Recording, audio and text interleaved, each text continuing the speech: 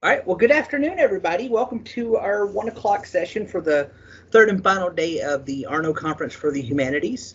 I am your co-chair, Martin Smith, kind of here with James Taylor, working out all the technical snafus and getting ready for a presentation I really hope you will enjoy because I'm part of it. I am fortunate enough to work with probably one of the most talented local history authors in the nation, in Jade Huguenot. And Jade and I are going to spend a little bit of time talking to you today about the process of writing local history, researching local history, and how it is that you come about doing the things that you want to do. I just want to take a minute to thank the college and to thank my fellow compatriots on the Arnow Conference Committee for allowing us to do this presentation. And we'll get started. So our presentation here is Researching Local History. That's our names, Martin and Jade. These are kind of cover images of some of the books that we've done in local history over the years. This stretches all the way back to 2016. It's hard to believe that some of these books are 6 years old.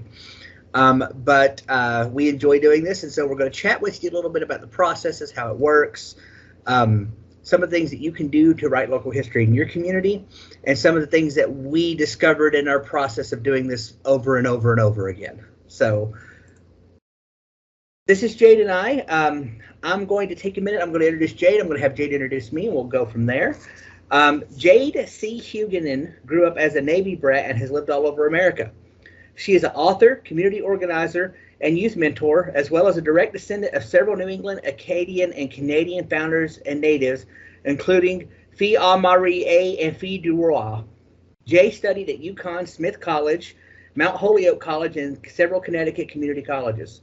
She is the founder of the Matthew Chew Memorial Scholarship for the Arts, served as the vice president of the Sandpoint Literary Collective, and has worked for the U.S. Coast Guard and U.S. Navy, and currently volunteers with Health Freedom Idaho.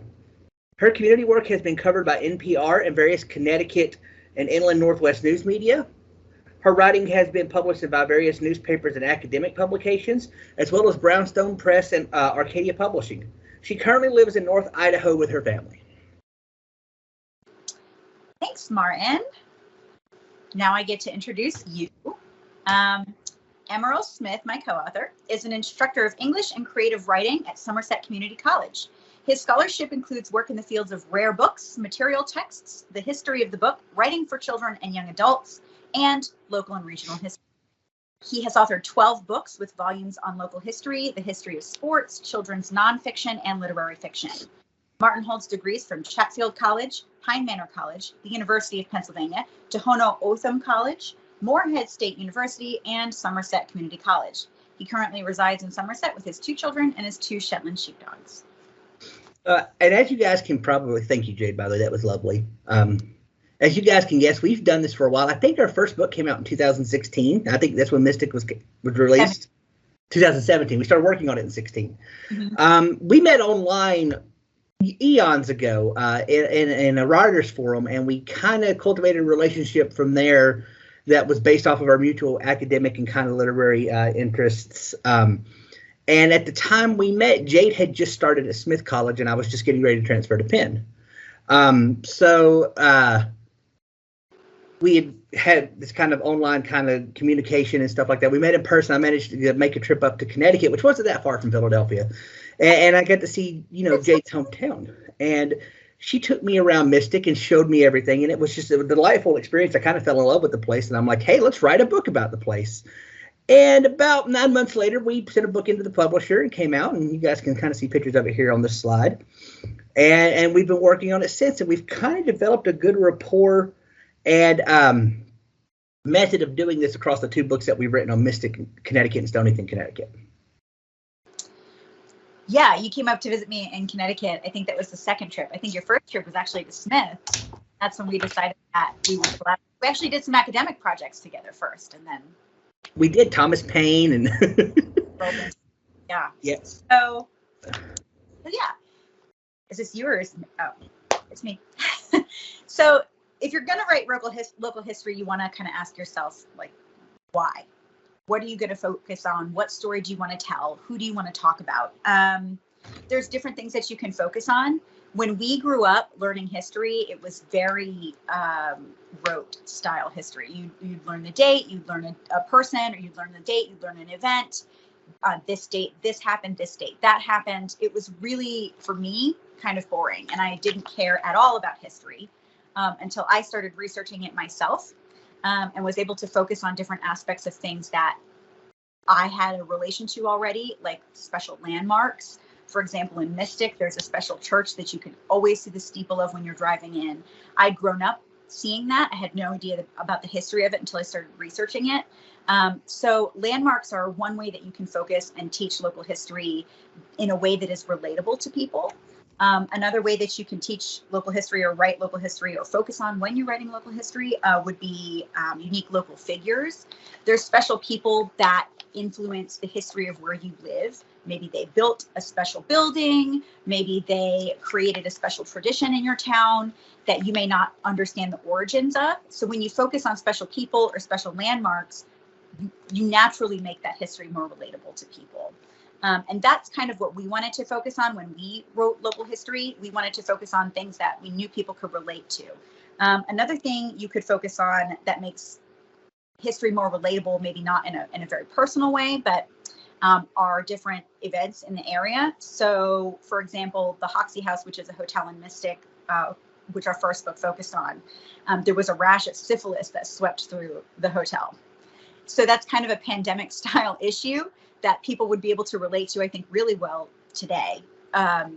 So that's something that you can focus on that really brings the personable or personability of history out. People could say, hey, you know what? I've been through a pandemic.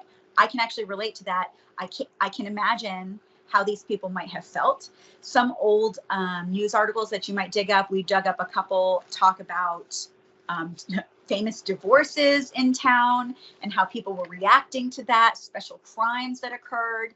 And the newspapers back then really took the liberty to embellish and be subjective about things. And so it's kind of like a tabloid almost reading these things. So these are ways that you can bring local history to life. Talk about the people, their personal experiences, landmarks that you know people see on a daily basis. That really brings history to life. Sorry about my background. I'm not going to keep fixing that. Plug it. Those are ways that you can make local history, I think, or any kind of history, really relatable to people. And the thing that you need to remember, too, is that you're a primary source. You're becoming a primary source when you write about history, when you research history, anytime that you're going to contribute to the literary canon of historical nonfiction, you are becoming a primary source. You want to make sure that you're responsible with that you transcribe things accurately, that you objectively report subjective things that you might find, because a lot of, and we're going to get into this soon, source texts might not be terribly objective. So let's talk about primary sources for a minute. When you go to do this kind of research, the number one focus of your research should be those primary source documents. Now, just to give a little bit of primer, and I know there's a couple of history professors in the audience here, but a primary source document is of the account record of what happened at the time. Things like birth certificates, things like photographs in most cases that are not staged, obviously. Things like indentures and court records and first-hand accounts such as diaries or journals can all be primary source documents, and primary source documents are always the best place to start. Most of what we are taught to read in history nowadays, and this is changing a little bit, I'm very thankful for that as somebody that claims to at least be a historian. Most of what we read, though, is secondary sources, or textbooks, things like that, are not first-hand accounts of what happened. There's been a shift, and I think it's important for us to go back and actually read those text documents. Anybody that teaches U.S. history has their students reading the actual Declaration of Independence, has them reading the draft of the Constitution. And so when you go to look at local history, the first thing you want to look at are the primary sources themselves. That's going to give you the closest account to whatever it is that you're working on, okay? So keep that in mind when you're doing your research. I'm sure you've found a text or a piece of work that you love that has kind of led you down this road to want to explore history. Just be sure that you're relying on the actual source documents themselves and not somebody else's interpretation of those documents, okay? And you're going to need help finding those things, and you're going to have to search certain places, and that kind of leads us into our next subject. Who are you going to work with? And the number one source of folks that we have found to work with on these projects are historical societies.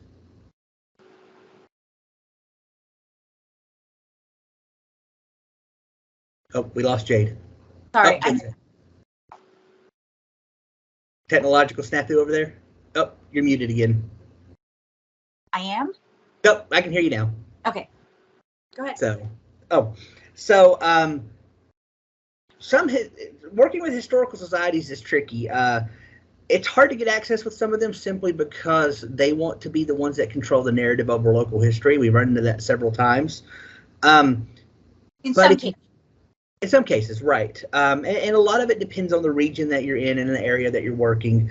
But if you can get in with them, that's a great place to start. They often have the largest collections of these primary source documents. They have indentures. They have land records that are not recorded at the courthouse. They have personal diaries.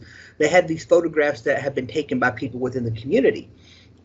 Most of these societies tend to produce their own volumes as well, so that's a little bit of a stumbling block you'll have to consider.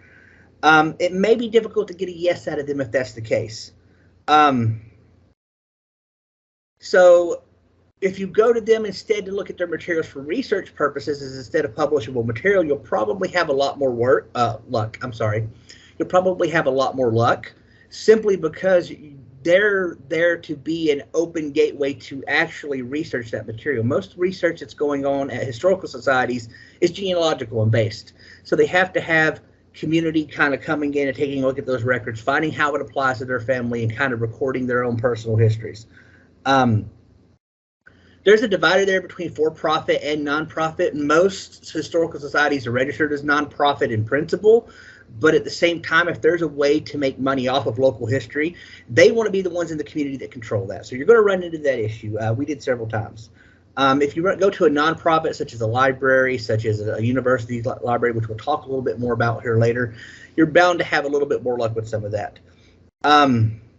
Societies in areas that have money are a little bit higher in the income strata tend to be more exclusive.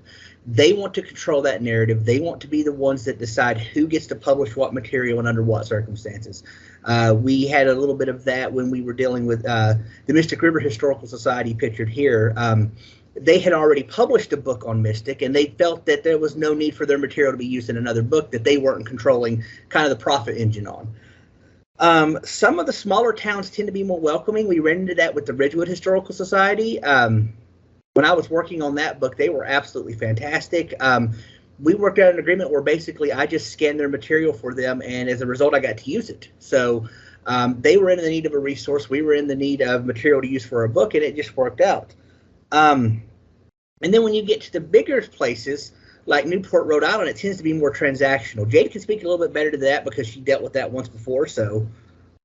Yeah, so Newport is money, but it's also very large. Newport, Rhode Island's a really large town in Rhode Island. It's very famous. It was a huge port. There's a U.S. Naval officer candidate school there now. Very wealthy, but also very big. And so they get a lot of requests. With historical societies like that, things tend to be a lot more transactional. So we were looking at potentially writing a Newport volume. When we approached the Newport Historical Society to help us, I guess maybe a more popular term today would be fact check, to help us fact check whatever material we were going to use. They were like, yeah, sure, we'll do that. $75. We'll read your manuscript, make sure there's no glaring errors. So that was actually really nice to see. I prefer more of a transactional relationship. The historical societies, it's interesting, if you can get access to those things, that's a good idea. I think a lot of them right now are focused on maintaining income so that they can stay afloat. There's often not a lot of money in history research. So I think that's kind of what we were running up into with Mystic. I think they both wanted, it's kind of like the old guard. They wanted to maybe not control the history, but they wanted to make sure that other people weren't coming in from big towns, like these big shot authors, and taking advantage of the history that they had accumulated and spent so much time working on. So with Mystic, that was, I think that might have been more the case. But here's the thing about historical societies. A lot of them might say no to you if they find out you're writing a book. They're probably going to say yes if it's academic research. Here's the cool thing about that. When they say no to you, it feels like a door is closing, but really they're opening other doors for you, because when we got the no on the Mystic book, we were forced basically to do our own research. I mean, we would still be doing our own research using their archives, but we were forced to find our own source materials, our own source texts that hadn't been touched before. So we were able to comb through old books at the library that no one had looked at before. Someone donated them, they cataloged them and put them on a shelf. We actually read those materials that no one else had read, and we were able to make new discoveries in doing that. And you don't intend to do that. You just stumble across information and you think, oh, I've seen that term before. Oh, I've seen that place before. Oh, now we've answered this historical question. So it's actually kind of cool when you're able to, or forced to, look for your own sources, look for your own materials, because you're going to find new things. I don't see how you can't. You're looking at materials that other people have not yet combed through. And that ended up being the case with us. And we're going to share some of those stories later on in the presentation.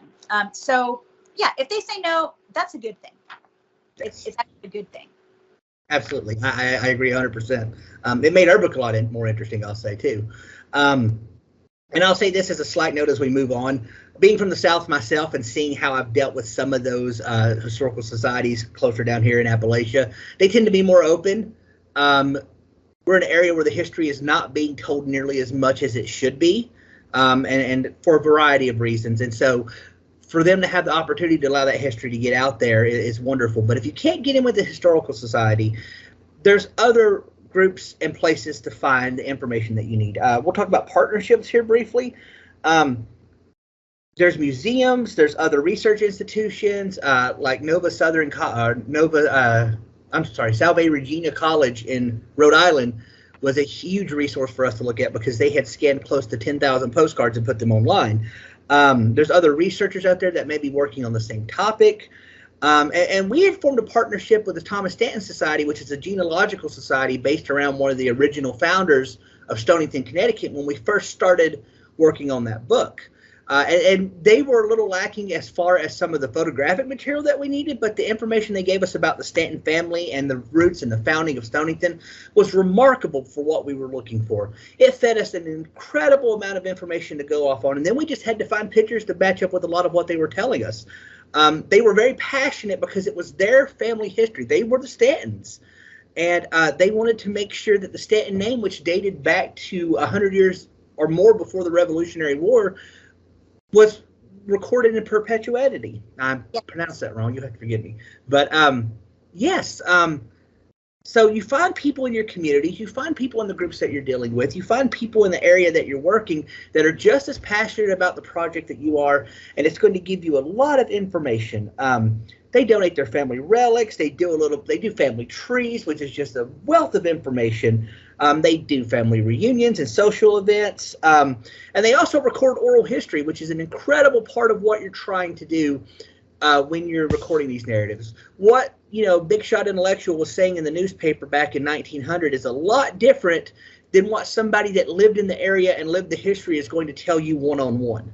So those oral histories are a fantastic tool, and you tend to get a lot of those through these partnerships. Go ahead. That actually goes back to what we were talking about in the very beginning, like how you want to approach the writing of history. Do you want to keep doing just the rote memorization style type of history? On this date, this happened, on this date, that happened. Or do you want that more personal history? Reaching out to these historical societies where they're actual descendants of these people, they're going to really give you a much fuller picture, a much more relatable, a richer history than you might get from historical archives in a historical society. Absolutely. Now, one of the things that we like to, I don't want to say preach, but one of the things that we tend to pontificate about as historians, we're very proud of the fact that we're millennial historians doing this in an era where we're having our input on the historical narrative. And of course, we love technology. I mean, that's basically what we work off of most of the time. So once you've kind of looked at some of these community resources and some of these, on the ground brick and mortar resources, you're going to want to get into searching the internet. There is an ceaseless amount of information that you're going to find on the internet. We did a lot of our image searching. If you look at our two titles that we did, Mystic and Stonington, they're captions that are photographs that are captioned. And so we had to go find those photographs to caption. And we used several resources to do that. We used PicClick, we used eBay, we used CarCow. We used the image search through a search engine called DuckDuckGo. We used Facebook local forums. But if you look at this, we'll use PicClick as an example here. It aggregates from eBay and will put everything in a photographic gallery for you so that you can shop for it based off of image as opposed to based off of description. And the great thing about that is that with places like this, the images are open source as long as they're not watermarked. There's a couple of rules around copyright. If it's 1922 or earlier, it's generally open source. Anybody can use it. If somebody's posted it online and they've not put a watermark and not put that you can't use it for commercial reproduction, it's fair game. And we did a lot of that with Mystic. We did a lot of work tracking down that information, making sure that we had those rights. And it saved us a lot of time. It saved us a lot of money, quite frankly, from both usage fees and from purchasing postcards. We had talked to Mystic River Historical Society, and this is one of the emails that they sent us. We were talking about using some of their images, and they were asking us to pay $30 per image. If you look at our book, it's 127 pages long. If you figure two images per page minus, columns and stuff, it was about 200 images. Had we used nothing but exclusive images from Mystic River Historical Society, you're looking at $6,000 just to get the book off the ground. There's other ways to do it, especially with the tools that you have online that let you avoid having to spend that exorbitant amount of money just to tell your own history. And then archives at places like libraries, at universities, at private history organizations. Usually, as long as you give them credit, they're willing to let you use their images pretty much, royalty free. But finding images isn't the only reason that we want to use the internet. We'll give you an interesting kind of story here that we did. We were dealing with this postcard here on the left that was the Main Street of Mystic, Connecticut. And if you're looking at this postcard, if you look over here on the left-hand side, there's a telephone pole with a black and white zebra striping on it. And first off, we had to date the postcard and kind of get an idea of when the postcard was produced, because there was only a certain amount of time that the trolleys ran in Mystic, and we were trying to date a lot of things at once. And so we used the physical appearance of the postcard. At this particular postcard, if you flipped it over on the back, it has an undivided back. Those were all done pre-1907. So between that and the postmark that was on the postcard, we were able to get and the dates that the trolleys ran, we got a pretty good frame of when this postcard was produced. And we ended up narrowing the date down to 1901 or 1904, I think. And it was amazing that we were able to do that. But above and beyond that, we still had this question about the striping on the telephone poles over here. Was it a trolley stop? Was it a warning that, there's something going on with the electrical pole? We had 1,000 different theories on what it was. And so this University of Vermont website that we used over here had the contact information for one of the professors that was part of the project. And Jade reached out to him and sent him a picture of the postcard, and he didn't know right away, but he bounced it off a couple of the professors. And what we ended up finding out is that striping on that telephone pole there, or it would be a telegraph pole, I guess, back in the day, the striping on that pole there was to let the trolley drivers know that that's where the tracks merged, so that they would stop on one side or the other and keep from colliding with each other. This was way back in the days before automated systems came across with a lot of this electronic stuff. So everything had to be done manually, and the striping on that pole served that purpose. It was there to prevent trolley accidents. Now with cars, the trolley system didn't last long, but for the brief period that it was in the historical narrative, we were able to understand why that particular telephone pole had a zebra stripe on it, because it seemed so out of place with everything else in the picture. And that was really important because trolley cars during this time were used to transport school children. So they would actually leave to go pick up the kids, I think around 7 in the morning, which is actually probably later than a lot of school children start today. But yeah, that was really cool. So that we both use the internet to research that, and we actually use the internet to find contacts to reach out to personally and ask these questions and discuss these things with. So that leads us into our next way that you can research local history, which is really cool. This is my favorite. It's personal interviews. So this is a really neat way that you can actually contribute your own discoveries to the historical canon of nonfiction. I guess you would call it literature. So personal interviews. You can interview hikers, you can interview friends, you can interview just people in town, anyone. But we had a couple mysteries we actually wanted to solve. So this is one of them. On the left here, you'll see an excerpt from our book. This is actually a street marker in southeastern Connecticut, in Mystic in particular. It marks West Main Street. But that was not the only place we had seen these street markers. On the right, you see images from my hometown. Actually, this is a street, I think it's Robin Hood, is right next to where I lived in southeastern Connecticut. These are the street signs there. They're really weird. They're just these white stone obelisks that have the names of the streets either chiseled into them or painted on them. And so we had this picture from a local artist who had made a postcard out of this photo, and we included that in our book because West Main Street is right where you saw those trolleys. That was West Main Street. We wanted to find out why the street signs look that way, because I've lived all over the United States. My father was in the Navy. I never saw street signs like that, except for here. So I'm like, we got to figure out why the street signs look that way, because to a tourist is probably going to ask that question. So we started digging, and we found nothing on the internet that we could find. We talked to historical societies. Actually, they did not have the answers for us as to why the street signs look that way. I think when you grow up in a town and that's all you ever know, you might not question it. But we're looking at the way we wrote the book was kind of through the eyes of a tourist. Like if you were to visit Mystic, what were the things you wanted to know about, right? The who, what, where, whens, and whys. This was something we wanted to answer the why on. I couldn't find any information with the historical society, so I reached out to the town of Ledyard, where I was living, to find out why these street signs look that way. Nobody at the town hall knew.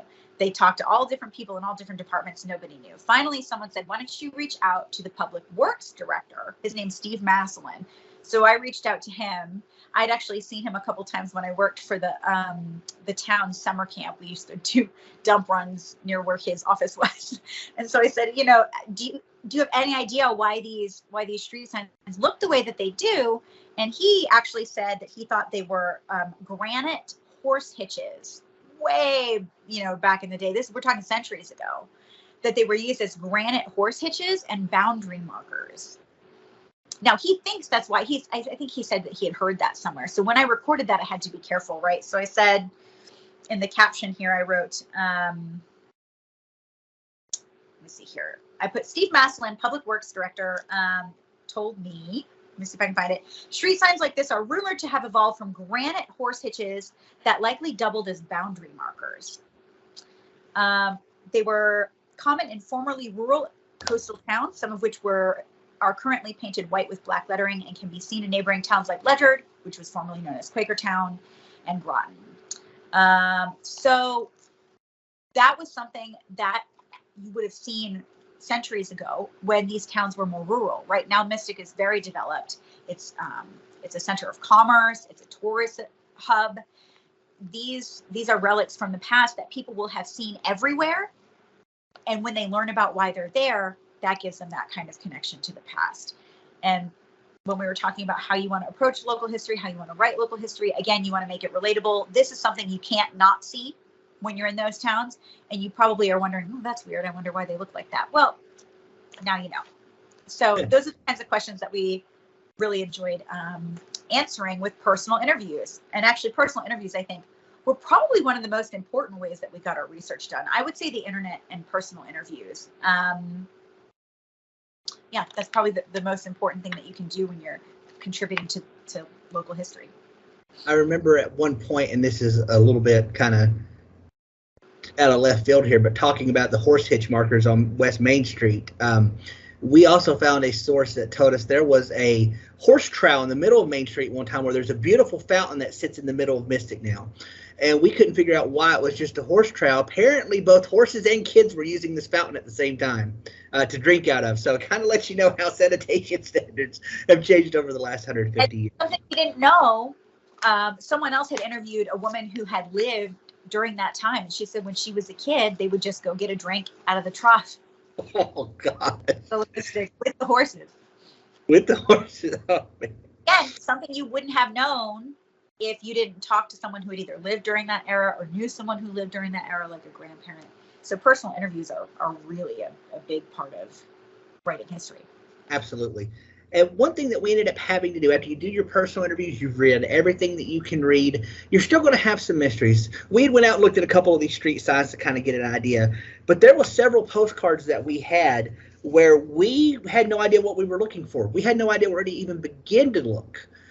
Here's a couple of examples of those. McTuxet Rock, that's a rock in the water, and the postcard tells you nothing else about it.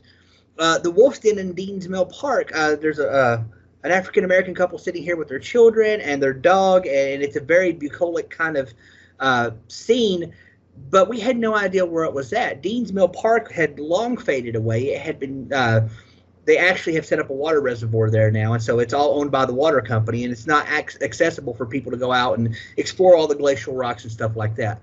But we needed to know where these were at. If we were going to add to the historical narrative, if we were going to be the ones to tell the story of things that had long since been forgotten in Mystic, we needed to know what we were doing. And so Jade reached out to several organizations, and we heard back from one called the Avalonian Land Conservancy. And Beth Sullivan over there, absolutely fantastic. One of the most incredible historians that we ran across in our time doing this was somebody that just literally, as was part of the Land Conservancy, went and jogged in, the land that they conserved. And she we were pointed to her direction, and she was able to give us some insight on to where Wolf's Den was. Now, if you look at this map here, this is I-95 north and south running east and west through Connecticut. And right here is what is the reservoir now. This all used to be parkland. And now that's a reservoir for several towns use the water out of the reservoir. And she gave us a general idea of where the Wolf's Den was, and we literally had to drive out there and do field research. We had a general vague idea. Jade got on Google Maps, and when it comes to maps, Jade is an absolute wizard. I have to say that. I'm not saying that just to, pander here. The things that she's able to do with maps as far as orientation and giving you an idea of where certain things are and how they work, it's just incredible. And so we did some work on Google Earth, as you can see in this image here, and we were able to get a rough idea of where the Wolf's Den was. And you can see an article that was written about it that talked about it for the Land Conservancy. Jade actually wrote this article for them. And we were able not to discover just one of these things, but both of these things happened to be in the boundaries of what was owned by the Land Conservancy. We'll show you a couple of pictures here. This was the crowning achievement of our field research right here, was finding the Wolf's Den. It was a cold April day, not too dissimilar to today. It's snowing outside, which, in Kentucky in April for it to be snowing like this is incredible. It was a blustery day when we went out there, but we went out there and went into the woods that were adjacent to the road right there that runs parallel to the reservoir. And sure enough, right there was the rock. We climbed in the woods a little bit, and we were able to get this wonderful picture of Jade on the rock. That was one of the more exciting discoveries that we had. There's a certain amount of reward that you get for doing this kind of field research that leads to a kind of finality for the historical record. You can see some of the parallel scratches in the rock face of the Wolf's Den back here from the 1908 postcard that match up nearly perfectly with what we took in 2018. Those are glacial striations from where those boulders were pushed down during the last ice age to the Connecticut coastline. And so there was grit and gravel and sand and everything grinding up against the surface of those boulders, and that's why you have those striations, and they match up. And so just those kind of contextual clues in the postcard let us know that we had indeed found something that most people had forgotten about for nearly 100 years. And just for some context, Dean's Mill Park in the late 1800s was a really popular gathering place. It was actually a park that made use of all the glacial deposits in the area. And so people had used these rocks to make benches. They had used these rocks to make picnic tables. And it was a really popular gathering place in the late 1800s, early 1900s, for people to go and enjoy their days off. And so the really interesting thing about this postcard is there's African Americans in it. It's early 1900s in New England. And so we actually, that led us to do some demographic data. And there weren't a ton of African Americans in the area, but they apparently all made use of the same park, which is Really cool. So yeah, Dean's Mill Park was a really popular gathering place, and I think in the context of this history, this may not have been something that was interesting or even noteworthy to the newspapers or any kind of major periodical that you might run across.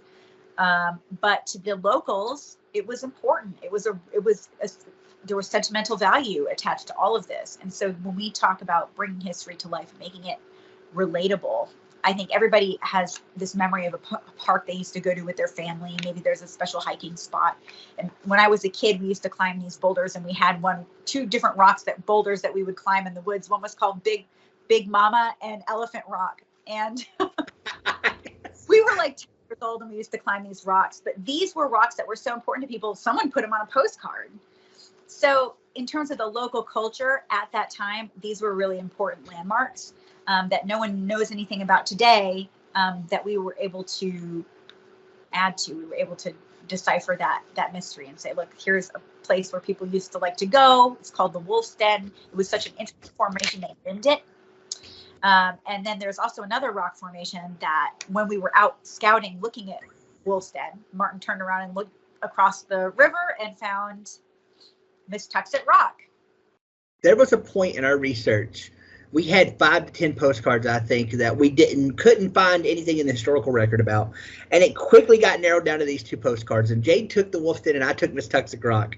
And the research that Jade did was remarkable to find out where the Wolf's Den was. And it really taught me a lot as far as how to do that research. But I was stumped on this stinking rock. It was driving me crazy. And so we're coming down the hill from the Wolf's Den. And I walk over to the reservoir because I'm sitting there at this point. I'm thinking, well, she did better than I did. What am I going to do now about this rock? And I look over into the reservoir, and there's this boulder sitting in the water. And I'm sitting there, and I'm like, no, that's not it. And we get to looking, and you can't cross over and look behind the boulder, but you can get up to the edge of the reservoir close enough to where you can kind of see around to the side. And if you look on the postcard here, there are ladder rungs drilled into the side of the rock. And even from where we were standing there, you can't actually see, the wood anymore. The wood's long gone, but you can see where people had drilled into the side of the rock to put the holes for the ladder rungs. And so we sent this over to Beth over at Avalonia, and she responds back immediately. I wish you could have been here 3 months ago when the water levels were almost completely down to the bottom. She said, that's Miss Tuxet Rock. She said, I know that rock. And I was like, we have it. We found it. Sometimes you've just got to get out of the car and be lucky enough to look at something in the right time and in the right light and in the right place. But you're not going to get any of this until you get out from behind the desk and you go out and do your field research. So always, always, always remember how important it is to collaborate your primary sources and your oral histories with actually viewing the landmarks that you're looking at and orient them on a map. I can't say that enough. So. Yeah. Beth Sullivan was actually she's a hiker, and she had hiked those woods several times. So she had a connection to those two things. Miss Tuxet Rock was, I'm assuming since we found a ladder there, a really popular place for people to jump up and go swimming. So, this is part of that historical culture that you can bring to life and record so that when other people want to learn about that area, that you can really find out about what life was like for these people back then. They were a lot like us. They really enjoyed their leisure time, so much so that they named these rocks. So that's Miss Tuxet Rock. I can read the captions if you're interested in seeing them, but you can move on. Okay. Let's talk about libraries for a minute. I love libraries. Jade was kind of giving me a little bit of the business because I put an exclamation point because of how excited I get about libraries. But for those of you that don't know me, I spent most of my first graduate degree years working at a rare books library in Philadelphia at the Kislak Center. Our last presenter, Orchid, knows quite a bit about the Kislak Center. I fell in love with working in libraries, and libraries are incredible resources. They ended up being helpful to us for a lot of reasons. We actually did one of our panels at the Groton Public Library, which was a wonderful time. It was well received. We had a lot of historians there with unique perspectives, but it also helped us as far as just finding images. and finding some of those primary source documents. And then it helped us unravel a mystery that I'm going to let Jay tell you about a little bit with some secondary research that we did. The naming of Mystic. So the town of Mystic in southeastern Connecticut originally was named as Portersville. And when we started our research, of course, we start with reaching out to the historical societies, searching on the internet, and Historical Society, the Mystic River Historical Society, has a website. And on the website, they say that Mystic used to be known as Portersville, but they don't know why. So I saw that as an opportunity. We thought when we write this book, we're going to answer that question. So I did some searching on the internet, and we found a letter to the editor of the New London Day, which is a local newspaper. And this person, I don't know who he is, very smart, had done some sleuthing and realized that Portersville comes from this Old English term port or portal, which is a doorway.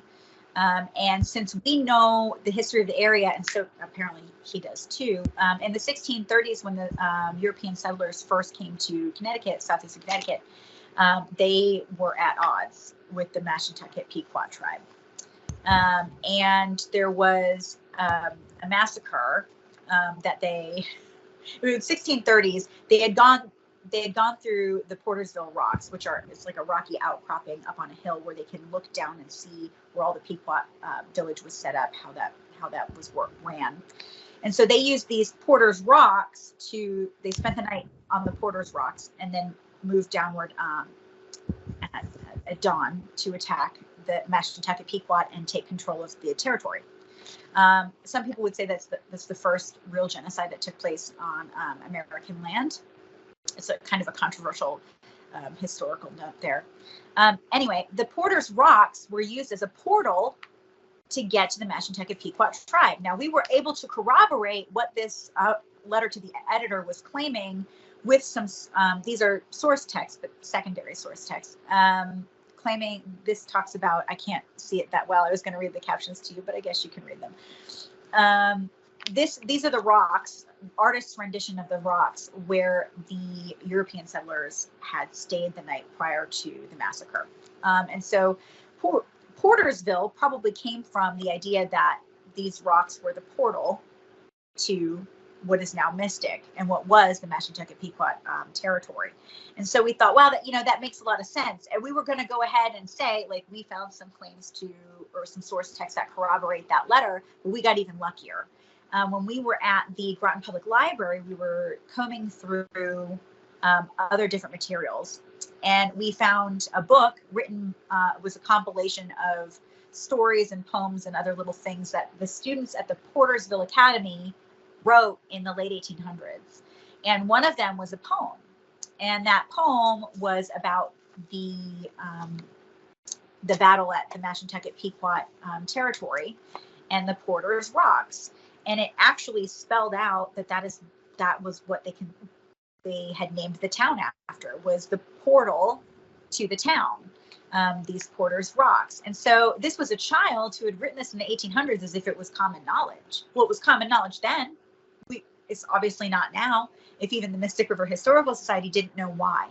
So when we talk about the Historical Society saying no to you can't use their archives, you can't use their materials, maybe you don't want to, because you come across these old texts that no one in the library had read before. They were just cataloged as relevant and put in a section to collect dust. So you go and you comb through them and you read with a close eye, and you're going to find these little details that lead to connections that answer historical questions. So we were able to answer that historical question as well. And a funny story, even today, they have not updated their website to explain that we actually do know why Mystic was called Portersville. There's actually a lot of evidence to explain why it was called Portersville, and now it's recorded in our book. Right. They had the question basically, and we answered it. Right. And the profound irony of this is that the Mystic River Historical Society's archives and their offices are housed in the former Portersville Academy. That building still stands. So on the left, you see a postcard from 1906. In 2005 is when that photo was taken. That is actually the Mystic River Historical Society building, which is now housed in the former Portersville Academy. So. And which we now know why is named that way. So we're getting towards the end here. I want to wrap up on a couple other little notes here. Want to real quick address some of the challenges you're going to have. First challenge I have is formatting PowerPoints right when I download them from Google Docs. So you can see how my dash thing over here got messed up a little bit. I apologize for that. You're going to run into some things, though, in a lot of cases. You're going to run into some local social tensions, especially when it comes to talking about porters, the gatekeepers of some of this local history. You can't let that discourage you. You have a right to tell that narrative, and you have a right to have your voice in that narrative, so don't ever let that stop. One thing we dealt with a lot as younger historians, we were still in our early 30s when we started on this project. Jade's still in her mid-20s, but I'm almost 40 at this point, so there's that. But one thing that we ran into quite a bit with us being in an age group that wasn't in our 50s and 60s and 70s and had controlled the narrative so long was some ageism. People had questions about whether we were qualified to speak to this. It didn't matter that we both went to Ivies. It didn't matter that Jade had grown up in the area. Our age in itself was a deterrent to those that did not want us to take part. So just let that be what it is. You still are going to be part of the narrative. You need to make sure that your story is being told. And we've got to start presenting history, as Jade said before, instead of this rote memorization in a way that engages younger learners to remember the historical narrative and to add to it. You're going to have anybody. Sorry? I said, or a way that engages anybody. Absolutely, because people are going to want to engage with your work. You just have to make sure that the story that you're telling is both historically accurate and something that everybody wants to read.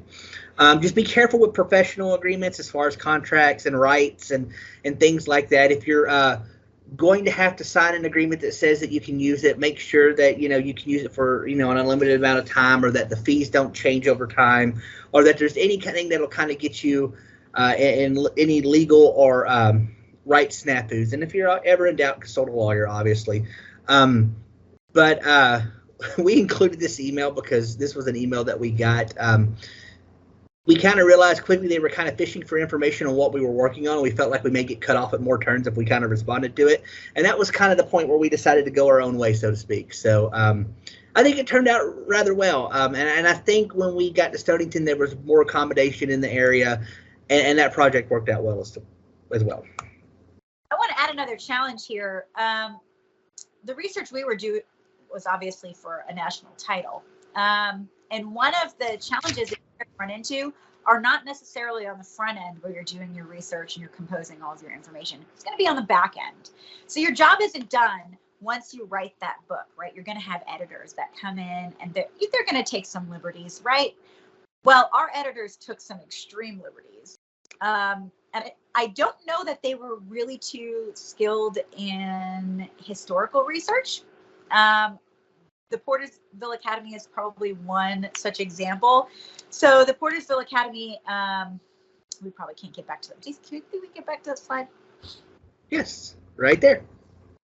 Yeah. So we discovered when we were looking back at our captions, this is years later talking, that our editors had actually come in and changed the name of Portersville Academy to Mystic Academy. Well, there was 2 iterations of this academy. The first iteration of this academy was in the the late 1800s, actually mid 1800s, 1850s. It was built in 1850. And this is the building that was built in 1850. At that time, it was called the Portersville Academy. Now, sometime later, people decided we need to update this building. So they left this wooden building. They actually built a brick building, a really large brick building, called it the Mystic Academy. Okay, so there's 2 separate places with 2 separate names, 2 separate time periods. Well, our editors came in and for the sake of, I don't know, maybe continuity, decided that they would change the name of Portersville Academy in our caption to Mystic Academy. So the book actually says that this is Mystic Academy. Not true. Not true. Historically inaccurate and absolutely false. This is Portersville Academy. Mystic Academy was a completely separate building. But you need to keep your eye on what you are doing through every step of the process. This is something that I learned the hard way. We learned the hard way. We looked back at our book last night and I thought, that's not Mystic Academy, that's Portersville Academy. And I know that it is because we actually made a new discovery concerning this. This Portersville Academy was part of our answering that historical question, why Mystic was called Portersville. So make sure that you check, recheck, double check your work, do first draft, second draft, third draft, go back and make sure that your editors have not done anything to make your work historically inaccurate, which ours have done. And of course, now we're outside of the window where we can contact our publisher and say, hey, you should fix that and reissue a couple of reprints. If you catch it early enough, most publishers will issue an errata when they do the next printing. This book was written 6 years ago, so they're probably not going to be too keen on doing that. But yeah, we even went back and checked our original draft that we turned into the editor. We had it right. They changed it. So you got to keep in mind, you're the authority in the area that you're writing about. Make sure that your authority comes completely through when you're writing. That's going to be another challenge that you might face if you're trying to write an actual, like, published history book. Yes. So thank you for listening to our presentation. We've got about 8 minutes left. I'm going to go ahead and stop sharing the PowerPoint because you've all seen it at this point. Let me get back over to the main screen here real quick. I don't know if you guys saw it, but Dion had a question in the chat there that really probably goes right into what you're talking about with some of the other challenges there. So she said, curious about how historians check against exaggeration or embellishments in personal accounts. That's the only way my grandparents told stories. We ran into that a lot too. And the simple answer is to check the same story with several sources. And remember that when you're reading something that's a personal account, in a lot of cases, it's going to be colored with emotion. That doesn't necessarily make that emotion correct or incorrect, but the way you have to record history has to nod towards the fact that this is based off of somebody else's feelings and not what would be actual fact. Yeah, so you might say, you know, this event was reported to be one of the most traumatic, you know, in that decade or era or whatever you're talking about. I mean, you can this is going to sound funny, but you can objectively record subjective information. And in fact, that's going to happen a lot when you're looking at source texts, because like I said, the newspapers at the time were very sensational. And so you want to make sure the dates and the events are correct. But as far as people's reaction, you know, that's the stuff that's really going to lift history off of that page with just the words and make it feel real to people. Or you might find a diary of somebody's, you know, recording their reactions to what had happened. You can objectively report what people were feeling while also ensuring that you get those dates and those events correct. Absolutely. And if there is some conflict, you might say some reports were 50 people died. Other reports were 24 people, you know, those types of things. You can report both of those things and say, look, there's really no definite consensus on this, but right. Here's what they say. Because unfortunately, you weren't there counting bodies 50 years ago or 100 years ago. As macabre as that sounds, there's no way to know unless it's accurately recorded, and accuracy diminishes over time, if that makes sense. Yeah, so you can objectively report subjective information while also ensuring that the facts are correct. Other questions? You can unmute yourself if you have a question, or you can put it in the chat either way.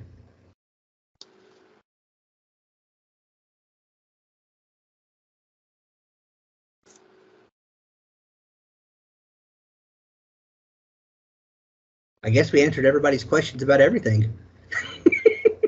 That's all you need to know. That's it. That's all you need to know. Just go find a publisher, sign a contract, and write the book.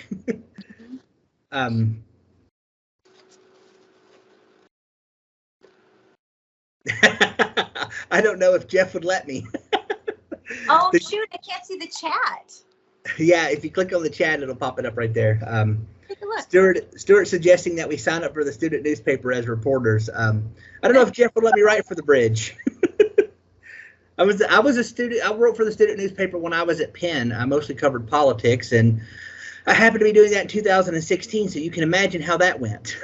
So that was a fun time to be a reporter for sure. But well, thank you everybody for listening to what we had to say, and I hope you really gathered what it is to help record this history and to be a part of what the narrative is. Our emails are on the slide. We're going to post this session just like we do all the other sessions here in the near future. So if you ever have any questions, you can reach out to me, and then hopefully we can answer whatever questions you have.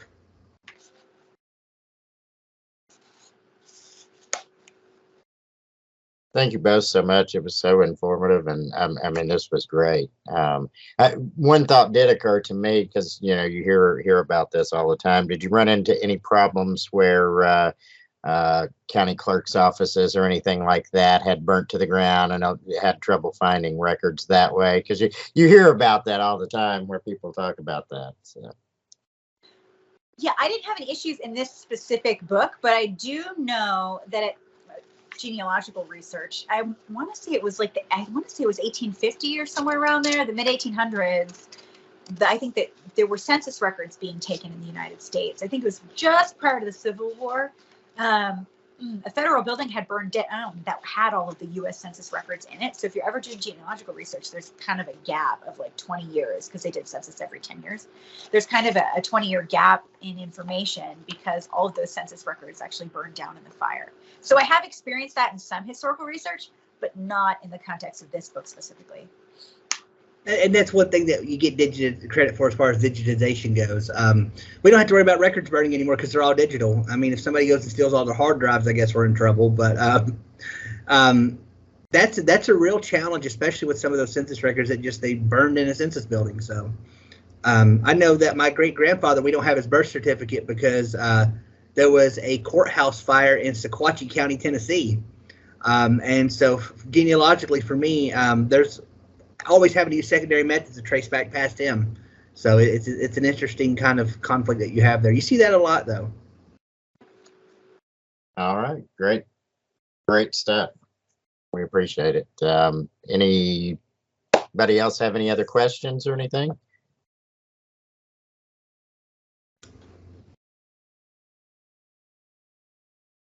All right. Well, again, thank you so much, Jade and Martin. You know, great stuff.